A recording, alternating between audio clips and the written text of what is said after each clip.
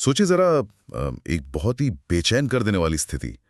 किसी इंसान ने ना अपनी जिंदगी भर की गाढ़ी कमाई लगा दी, अपना प्रोविडेंट फंड, अपनी सारी सेविंग्स, सब कुछ लगा के एक सपनों का घर खरीदा।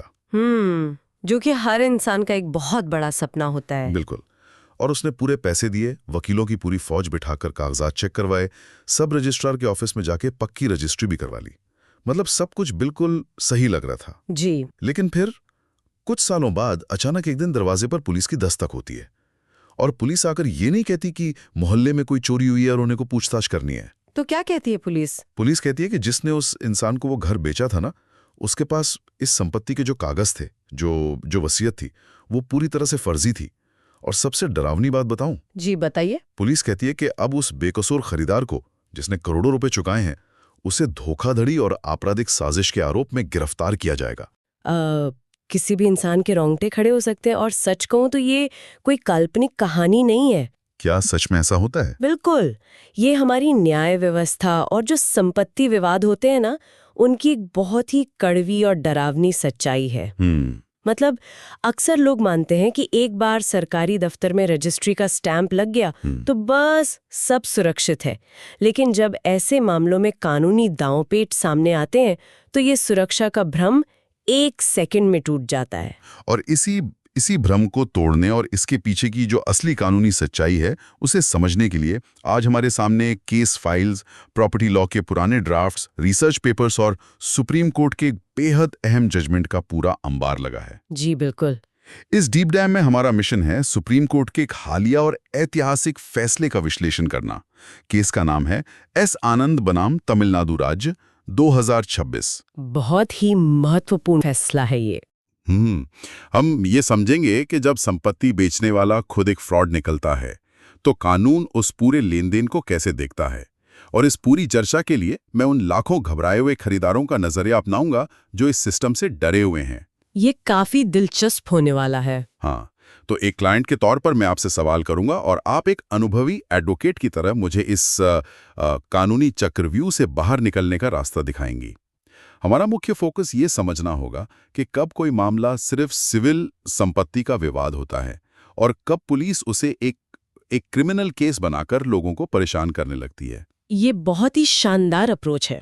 मतलब एक लीगल एक्सपर्ट के नजरिए से मैं कह सकती हूँ कि ये केस सीधे तौर पर एक आम नागरिक के जो बुनियादी अधिकार होते हैं और पुलिस की कार्यप्रणाली की जो खामियां हैं उनको उजागर करता है। तो फिर चलिए इस एस आनंद केस की पृष्ठभूमि को खोलते हैं और देखते हैं कि असल में हुआ क्या था। जी बताइए, इसके फैक्ट्स क्या हैं? ठीक है, तो मैं अपने रिसर्च नोट से इस केस के तथ्य सामने रखता हूँ। कहानी शुरू होती है 1988 में, जब तमिलनाडु में एक पिता की मौत से ठीक पहले एक वसीयत तैयार की जाती है। हाँ, 1988 में। हाँ, और सालों बाद पता चलता है कि ये वसीयत पूरी तरह से फर्जी थी। अब जिस बेटे ने ये फर्जी वसीयत बनाई थी, उसने 1998 में, यानी पूरे 10 साल बाद, उस वसीयत के आधार पर वो संपत्ति कई लोगों को बेच दी। ओके। इन्हीं खरीदारों में से एक थे हमारे अपीलकर्ता एस आनंद। कुछ समय बाद जब असली वारिस, मतलब फ्रॉड करने वाले का अपना भाई, जब उसे इस फर्जीवाड़े का पता चला तो उसने पुलिस में शिकायत दर्ज करा दी, जो कि उसका हक बनता है। बिल्कुल। लेकिन यहाँ पुलिस का एक्शन देखिए। पुलिस ने न सिर्फ उस फर्जीवाड़ा करने वाले भाई पर बल्कि उन सभी खरीदारों पर भी भारतीय दंड संहिता यानी आईपीसी की धारा 420, जो कि धोखाधड़ी की है, धारा 467, 468 और 471 जो जालसाजी की है, और 120B यानी आपराधिक साजिश के तहत एफआईआर दर्ज कर दी। और यहीं से ना उस बेकसूर खरीदार के कानूनी प्रताड़ना का वो दौर शुरू होता है जिसे हमारे लीगल सिस्टम में अक्सर कहा जाता है कि प्रोसेस ही पनिशमेंट है। सही कहा। अब यहाँ एक आम खरीदार या एक क्लाइंट के नजरिए से मेरा सवाल सुनिए। ये तो बिल्कुल ऐसा हुआ कि किसी ने बाजार जाकर पूरे पैसे देकर पक्के बिल के साथ एक फोन खरीदा। कुछ दिन बाद पता चला कि जिस दुकानदार ने फोन बेचा उसने उसे कहीं से चुराया था, और अब पुलिस असली चोर को पकड़ने की बजाय उस ग्राहक को हथकड़ी पहना रही है और कह रही है कि वो भी उस चोरी की साजिश में शामिल है। ये तर्क तो गले ही नहीं उतरता। बिल्कुल नहीं उतरता। क्या कानून की नजर में कोई सिर्फ इसलिए अपराधी बन जाता है क्योंकि उसने गलती से कोई विवादित चीज खरीद ली? देखिए, ये जो आपने फोन का उदाहरण दिया ना, ये एकदम सटीक बैठता है इस स्थिति पर। और यहीं पर क्रिमिनल लॉ यानी जो हमारा आपराधिक कानून है उसका सबसे बुनियादी और महत्वपूर्ण सिद्धांत लागू होता है, जिसे हम कानूनी भाषा में मेंस रिया कहते हैं। मेंस रिया, इसका क्या मतलब है आसान भाषा में? इसका सीधा सा मतलब है आपराधिक इरादा या दोषपूर्ण मन। मतलब आपराधिक न्याय प्रणाली का ये एक सेटल्ड नियम है कि किसी भी इंसान को अपराधी साबित करने के लिए सिर्फ उसका कोई काम करना, जैसे कि संपत्ति खरीद लेना, काफी नहीं है। अच्छा। ये साबित करना बहुत जरूरी है कि उस काम के पीछे उसका इरादा किसी को धोखा देने या नुकसान पहुंचाने का था। बिना गलत इरादे के किया गया कोई भी काम अपराध की श्रेणी में नहीं आता। लेकिन एक बात बताइए, ये क्रिमिनल इंटेंट या इरादा ये तो किसी के दिमाग के अंदर होता है ना। कोई भी फ्रॉडस्टर कोर्ट में जाकर बड़ी आसानी से कह सकता है कि साहब मेरा इरादा तो एकदम साफ था, मुझे तो कुछ पता ही नहीं था। कानून इस इरादे को मापता कैसे है? बहुत ही लॉजिकल और प्रासंगिक सवाल है ये। देखिए, कानून किसी के इरादे को उसके दिमाग के अंदर झांक कर नहीं मापता, बल्कि उसके जो बाहरी एक्शंस हैं और जो परिस्थितियां हैं उनसे मापता है। परिस्थितियां मतलब? आइए इसे पुलिस द्वारा इस केस में लगाई गई धाराओं से समझते हैं। सबसे पहले बात करते हैं धारा 420 की, जिसे अब नई भारतीय न्याय संहिता में धारा 318 सबसेक्शन 4 कर दिया गया है। चीटिंग की धारा। बिल्कुल। धोखाधड़ी या चीटिंग का आरोप तब साबित होता है जब आरोपी ने किसी को बेईमानी से प्रेरित किया हो, कानूनी भाषा में डिसऑनेस्ट इंड्यूसमेंट। सुप्रीम कोर्ट ने इस केस के फैक्ट्स को देखा और एक सीधा सा सवाल पूछा। क्या सवाल? कोर्ट ने कहा, यहाँ खरीदार ने अपनी जेब से उस संपत्ति का पूरा बाजार मूल्य चुकाया है, जिसे हम वैल्यूएबल कंसिडरेशन कहते हैं। जो इंसान खुद अपनी मेहनत की कमाई लाखों रुपए देकर कोई चीज खरीद रहा है, वो भला किसे धोखा दे रहा है? ये बात तो है। उसका एक्शन ये दिखाता है कि वो एक नॉर्मल बिजनेस ट्रांजैक्शन कर रहा था, वो कोई साजिश नहीं कर रहा था। ये बात तो पूरी तरह समझ आती है। मतलब अगर कोई साजिश करता होता तो वो प्रॉपर्टी कौड़ियों के भाव खरीदता या कोई शेल कंपनी बनाकर छुपके से ट्रांसफर करवाता। पूरा पैसा देना ही उसकी ईमानदारी का सबूत है। एकदम सही पकड़ा आपने। लेकिन उन बाकी धाराओं का क्या, जो जालसाजी यानी फर्जी दस्तावेजों के इस्तेमाल से जुड़ी हैं, जो आईपीसी की 467, 468 और 471 हैं? इस पर भी कोर्ट ने बहुत ही तार्किक रुख अपनाया। कोर्ट ने स्पष्ट किया कि वसीयत को फर्जी बनाने का काम, जाली हस्ताक्षर करने का काम वो तो विक्रेता ने किया था ना। हाँ, बेचने वाले ने किया था। खरीदार ने तो सिर्फ उस वसीयत को एक लीगल डॉक्यूमेंट मानकर उस पर भरोसा किया। जब तक ये साबित ना हो जाए कि खरीदार खुद उस वसीयत को बनाने वाले कमरे में मौजूद था या उसने वो फर्जी कागज खुद अपने हाथों से तैयार करवाया था, तब तक उसे जालसाजी का अपराधी नहीं माना जा सकता। लॉजिकल है। और अब आता है इस केस का वो फैक्ट जो आपराधिक साजिश यानी धारा 120 की पूरी थ्योरी को ही पलट कर रख देता है। अरे हाँ, जब मैं इन सोर्स डॉक्यूमेंट्स को पढ़ रहा था ना, तो मुझे इस केस की टाइमलाइन बहुत ही अजीब लगी। अजीब से ज्यादा ये पुलिस की कार्यप्रणाली की एक बहुत बड़ी विफलता को दर्शाता है। ध्यान से सुनिए, जिस वक्त यानी साल 1988 में वो फर्जी वसीयत बनाई गई थी, उस समय हमारे खरीदार यानी एस आनंद की उम्र क्या थी? क्या उम्र थी? वो एक नाबालिग था, एक माइनर। बाप रे, नाबालिग?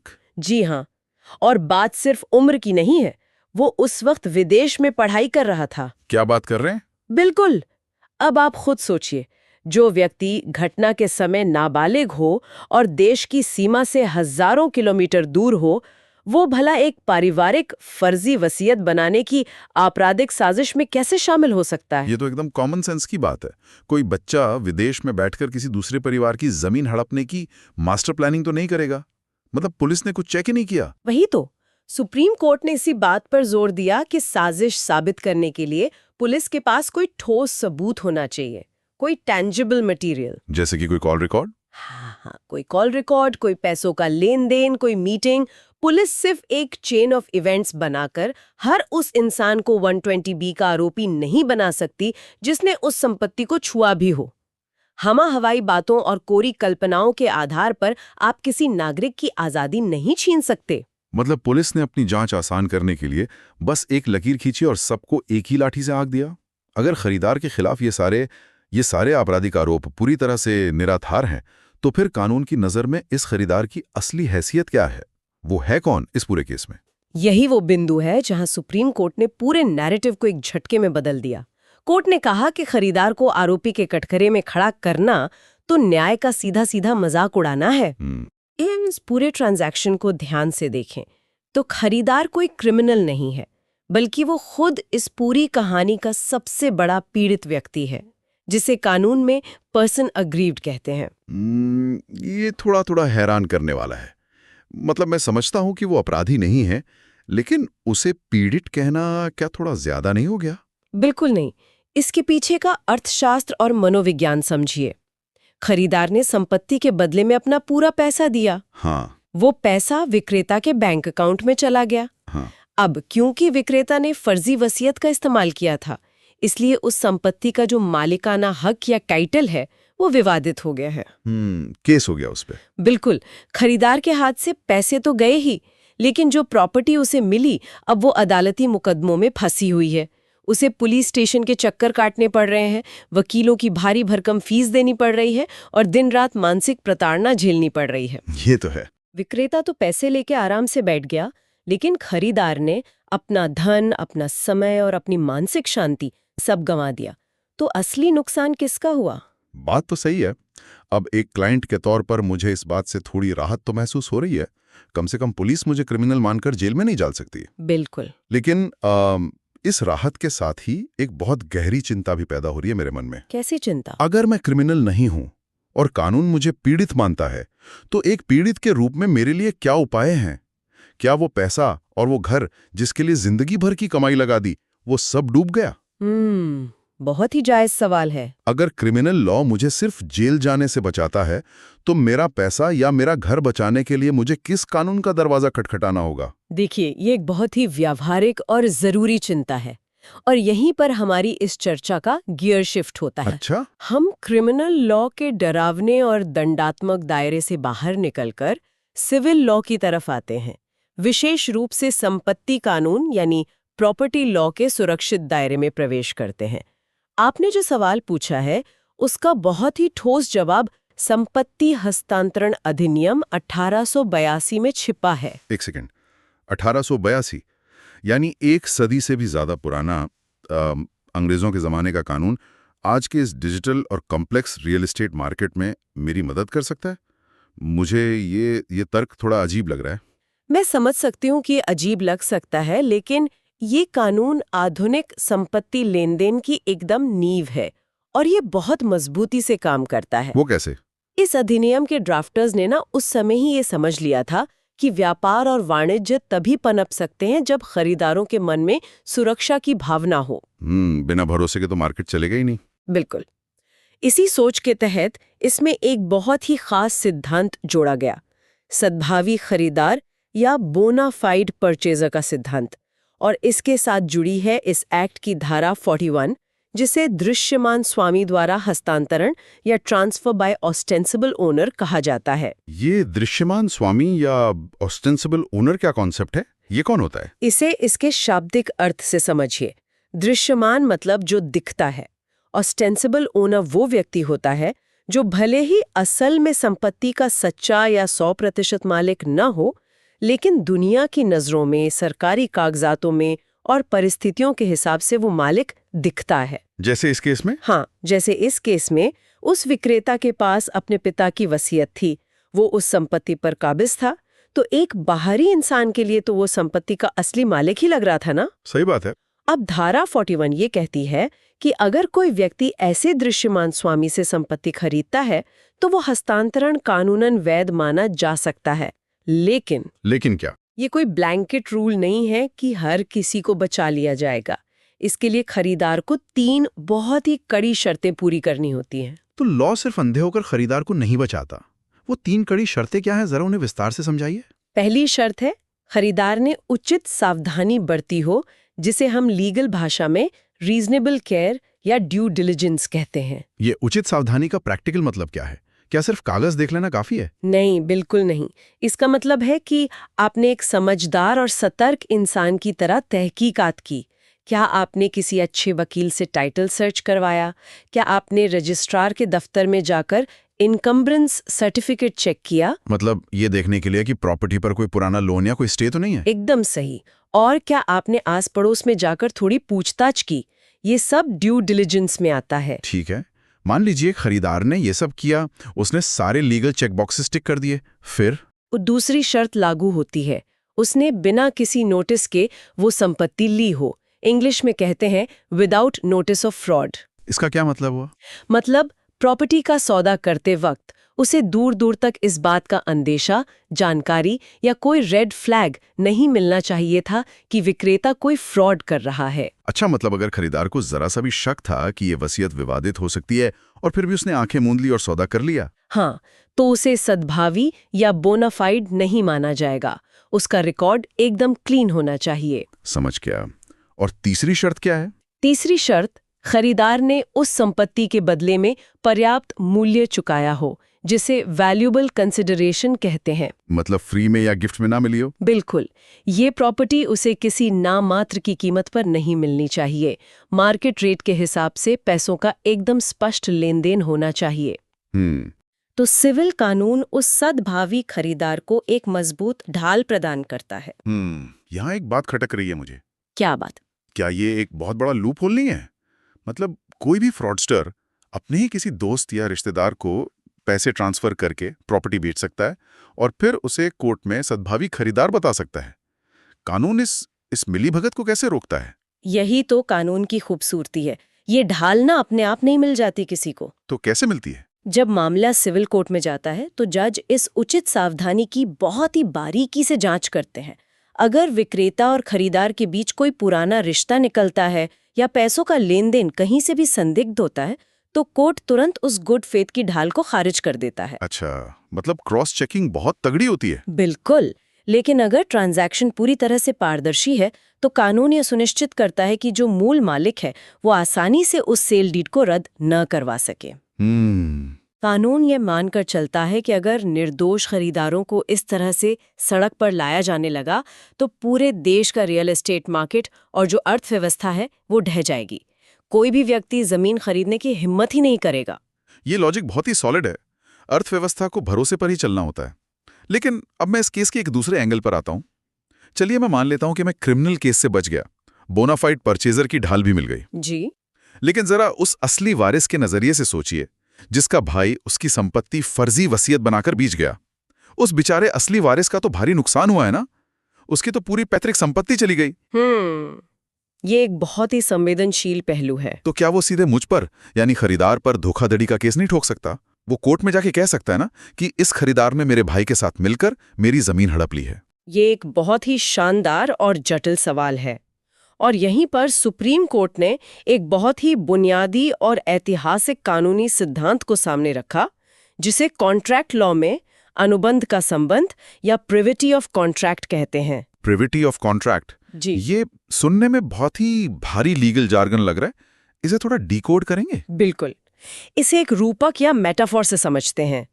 मान लीजिए कि कोई भी कानूनी अनुबंध या कॉन्ट्रैक्ट एक बहुत ही एक्सक्लूसिव प्राइवेट क्लब है या एक ऊंची दीवारों वाले बगीचे की तरह है। ऊंची दीवारों वाला बगीचा? हाँ।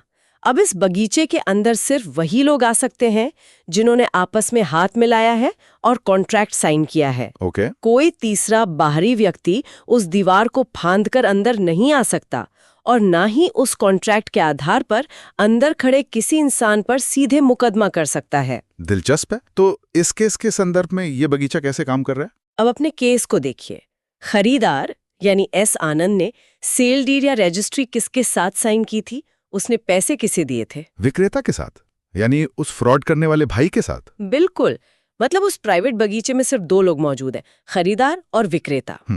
अब आप मुझे बताइए, क्या खरीदार ने मूल शिकायतकर्ता यानी जो असली वारिस है उसके साथ कोई कॉन्ट्रैक्ट किया था? क्या उसने शिकायतकर्ता को कोई पैसे दिए थे या उससे कोई वादा किया था? नहीं, उनका तो आपस में कोई लेना देना ही नहीं था। खरीदार ने तो शायद उस असली वारिस को अपनी जिंदगी में कभी देखा भी ना हो।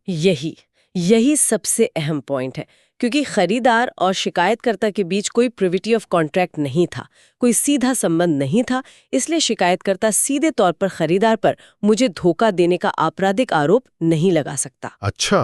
खरीदार ने जो भी लेन देन किया, जो भी वादे किए, वो विक्रेता से किए। अगर कोई धोखाधड़ी हुई है, किसी का हक मारा गया है, तो वो विक्रेता ने मारा है, खरीदार ने नहीं।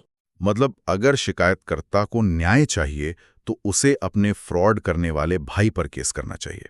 वो अपने भाई से हर्जाना मांग सकता है, बिल्कुल। लेकिन वो उस खरीदार को क्रिमिनल केस में नहीं घसीट सकता जिसने बिना किसी गलत नियत के पैसे देके जमीन खरीदी है। एकदम सही समझे आप। और इस बात को पूरी तरह से पुख्ता करने के लिए ना सुप्रीम कोर्ट ने इस केस में 2009 के एक बहुत ही मशहूर और ऐतिहासिक फैसले का हवाला दिया। केस का नाम है मोहम्मद इब्राहिम बनाम बिहार राज्य। मोहम्मद इब्राहिम केस, इसकी क्या खासियत थी जो इसे यहाँ इस्तेमाल किया गया? उस केस में भी ठीक ऐसा ही विवाद था, जहां प्रॉपर्टी का टाइटल क्लियर नहीं था। सुप्रीम कोर्ट ने उसमें बहुत साफ और कड़े शब्दों में कहा था कि विक्रेता का टाइटल खराब होना खरीदार को अपराधी नहीं बना देता। बहुत ही स्ट्रॉन्ग स्टेटमेंट है ये। हाँ, कोर्ट ने कहा कि सिर्फ इसलिए कि विक्रेता ने कोई फ्रॉड किया है, आप उस संपत्ति को खरीदने वाले तीसरे पक्ष पर आपराधिक मुकदमा नहीं चला सकते। कोर्ट ने स्पष्ट किया कि सिविल विवाद और आपराधिक कृत्य में जमीन आसमान का फर्क है। ये तय करना कि जमीन का असली मालिक कौन है, क्या वो वसीयत असली है या फर्जी, ये पूरी तरह से एक सिविल कोर्ट का काम है। सही बात है। हर सिविल विवाद को जबरन एक आपराधिक रंग देकर, पुलिस का डर दिखाकर आप लोगों को जेल में नहीं डाल सकते। ये न्याय प्रक्रिया का खुला दुरुपयोग है। और इसी मोहम्मद इब्राहिम की मिसाल और इन तमाम दलीलों के आधार पर सुप्रीम कोर्ट ने एस आनंद के केस में क्या अंतिम फैसला सुनाया? कोर्ट का फैसला बहुत स्पष्ट था।